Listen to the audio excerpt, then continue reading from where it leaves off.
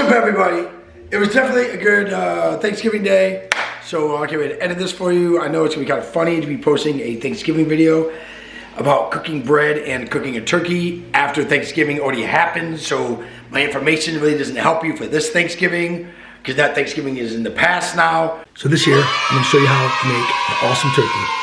It's gonna be cooked in an oilless deep fryer, and I'm gonna inject it with jalapeno Tony Cherry's marinade. First thing you have to do though is thaw your turkey out, leave it in the refrigerator for about 3 days before you want to cook it. And I'm about to take it out and I'm going to clean it up and I'm going to soak it in salt water overnight. So let's do that. Clean up the turkey in my first sink here while I fill up my water in the second sink. What I've got here is a 13-pound turkey from Smith's. It was on sale for 47 cents a pound. She ended up with a 13-pound turkey for about $6.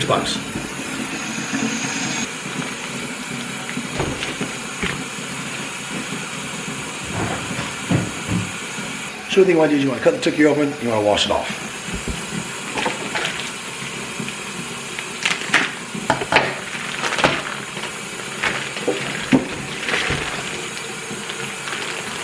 Now, since we'll be cooking this in an oilless deep fryer, there's a couple things you got to do. You got to remove the plastic temperature thing, the plastic that holds the legs together, and you got to remove the insides.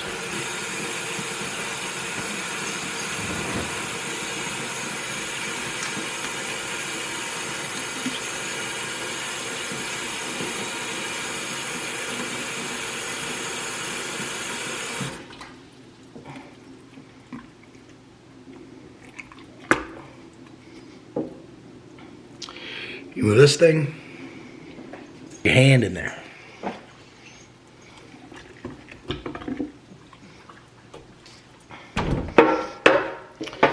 Sometimes it's at the top. Oh, so that was kind of weird. Didn't have the neck or the anything in it. Guess it happens sometimes. Like I said, one of the most important things of it is to brine it overnight. So, get a pot of water, I'm gonna put a bunch of salt into it.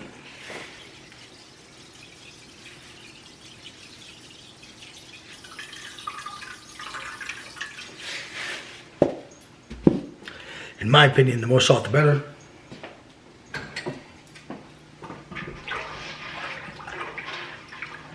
And in goes the turkey.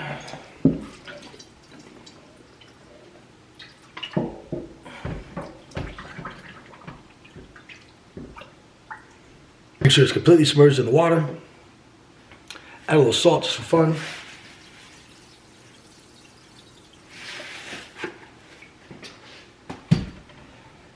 And a recurring theme, you're gonna hear about this Tony Cherry guy.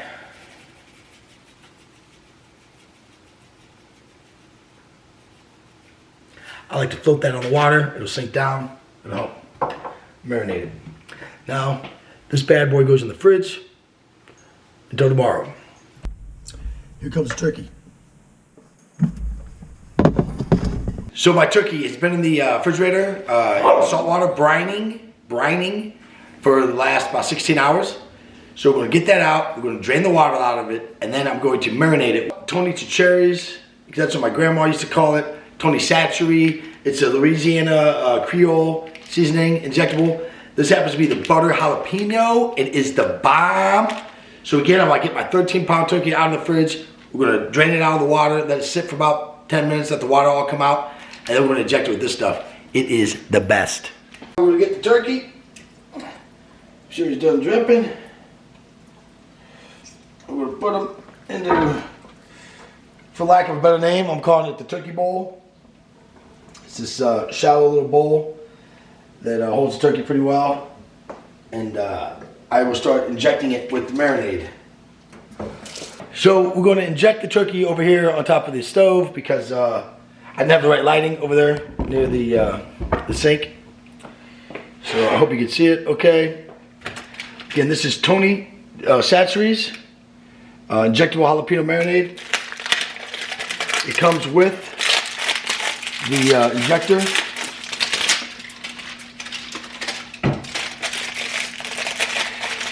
Which is basically just like a a really big syringe.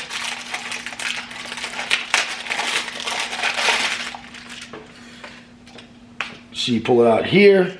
You get the metal needle. Screw that right in the bottom. And you got the plunger here. And boom, you got an injector. And this stuff is the jalapeno butter injectable. They make a couple different kinds. They do an herb one. This, over the years, has turned out to be my favorite.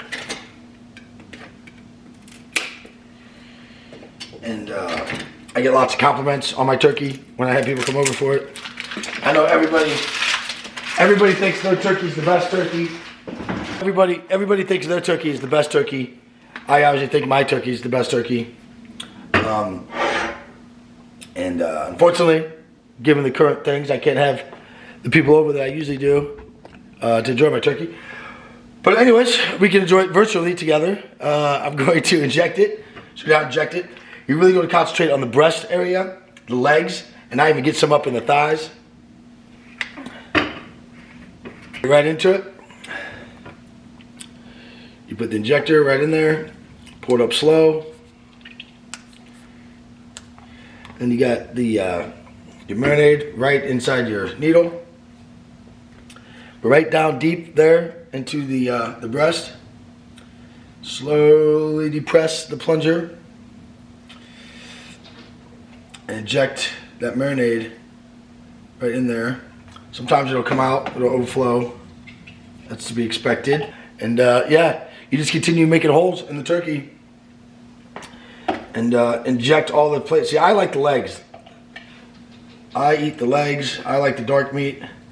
Melissa likes the white meat. So I make sure that the legs and the breasts are thoroughly marinated.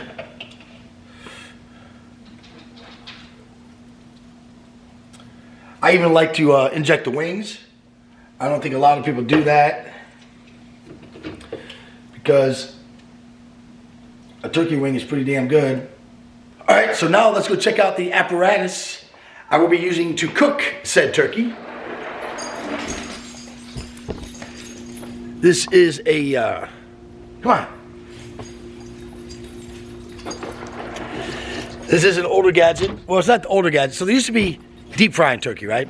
And people still do that with the oil and whatnot. Well, this thing that my dad got me a couple years ago for my birthday or maybe Christmas is an oilless deep fryer.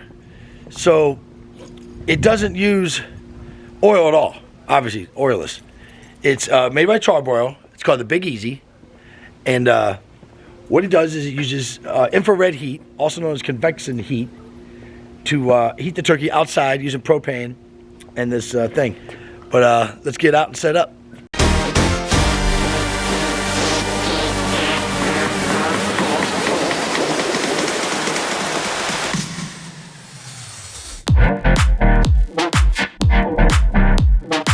Alright, now it's time to put the turkey in the cage and then the turkey into the oilless Charbroil Big Easy deep fryer. The turkey has been in the refrigerator all night, marinating with the injectable I put in it. I'm gonna get out and put it in this cage.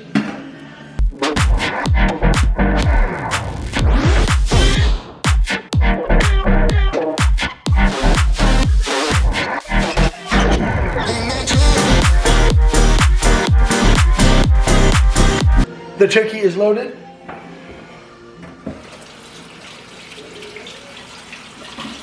I like to throw some more cherries on it before we go outside. Make it look nice and fancy.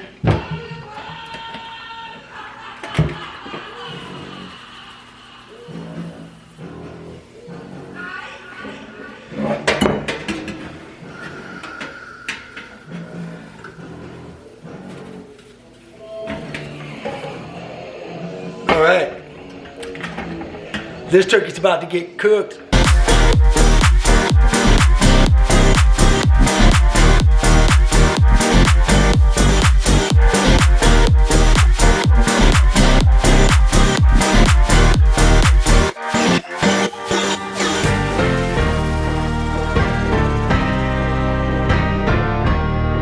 All right, so it's been about 2.5 hours on the turkey.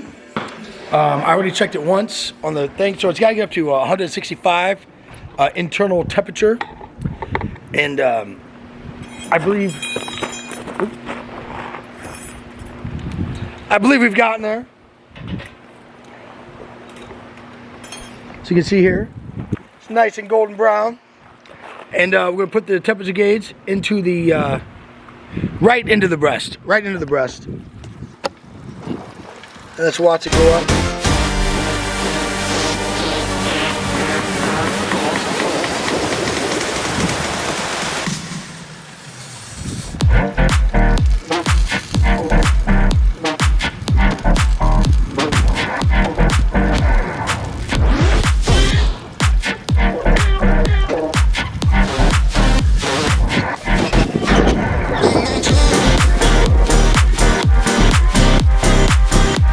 This goose is cooked, and or turkey, or whatever you want to call this fowl animal, and it is good to go. So now we take it out of the Big Easy. Look at that beautiful bird, gorgeous. Check it out. Again, you know, it never gets old. B-roll.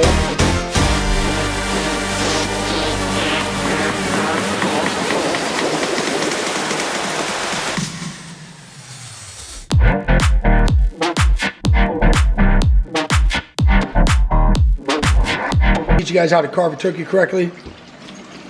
It's kind of cool when you carve a turkey correctly. You make it look like a little turkey on the plate. Everybody, the moment you've all been waiting for. The turkey is done, and the bread almost is.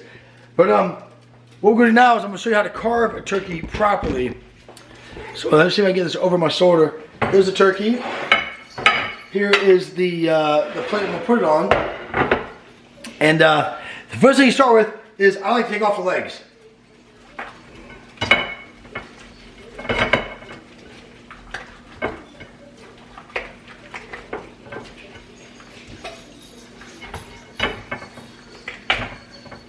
There's one leg.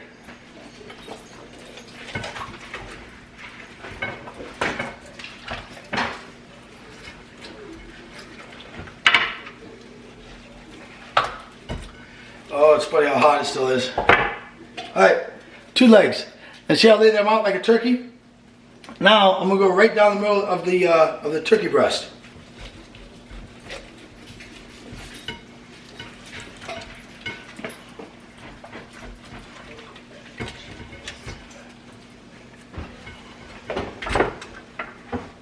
So there's that breast. And you know, I really just learned how to do this over the last couple of years. I've been cooking turkeys for myself ever since I was about 19 years old, when I got into the deep fryers. I thought those were the coolest things. And see, I'm laying it out like an actual turkey. And then, but I never actually learned. I don't know, I've always been kind of a hack my whole life, to be honest with you. Like, I learned things just good enough to get by, and I never stick around to try to master anything. But